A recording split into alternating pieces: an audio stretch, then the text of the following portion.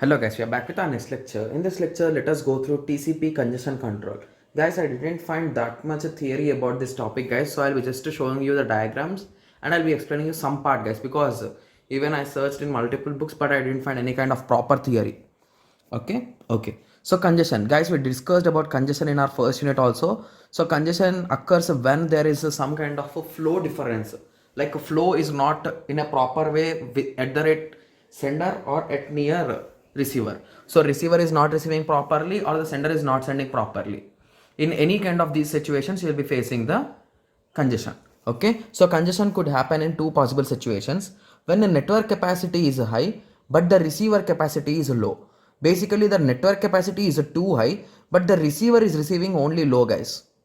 Okay, so in these kind of situations there will be a congestion. Similarly, when a network capacity is too low and the receiver can receive high, so in this situation also there is a congestion, right? Yes. So this is a small example, guys. So if you notice here, okay, so here the network capacity is high only, it is commonly equal, but the receiver's capacity is too slow, that if there is a huge flow it will be full and it will overflow. So this is one type of congestion. Similarly here the congestion is there. See here, the pipe is a bit thin, like the transmission is too slow there. So even though this is able to transmit too fast, but it is too slow. So if you take a small example, so assume that there is a 10 GB file, guys, okay, and your internet speed is 2 Gbps, assume in that way, okay. So it is too fast, like in 5 seconds you should download, but your system is not compatible with the 2 GB.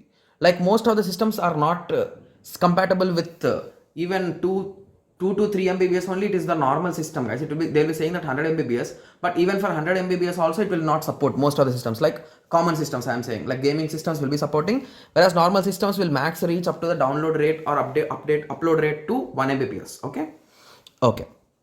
So that is the reason why. So here receiver is not ready to receive, or assume in that way. So you are trying to download 10 GB file and your internet speed is too fast at 2 Gbps, but your internal storage is only 2 GB. You cannot, can you store it? No.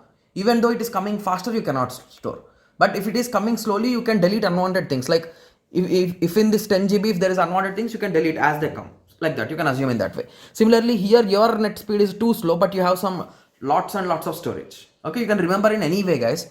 Okay, so I have just written the same theory, guys. In figure 1 we see a thin pipe in that way. You can just go through the theoretical part, like figure 1 and figure 3. Okay, so I told you about congestion control we will be discussing, right? So this is a small algorithm, guys, which is applied when congestion occurs. Okay, so assume that the flow is going on, and there they assumed a congestion could occur. So they slowed down their transfer and they entered here. So until here it was timed out. So it timed out. Okay. So whenever they assumed that there is a congestion, they will be dividing this timeout part by 2, guys. So basically if you are transmitting at a speed of 40, and if you notice that there is a chance of congestion or there is a congestion occurred, you will be dividing your speed into 20, guys, into half.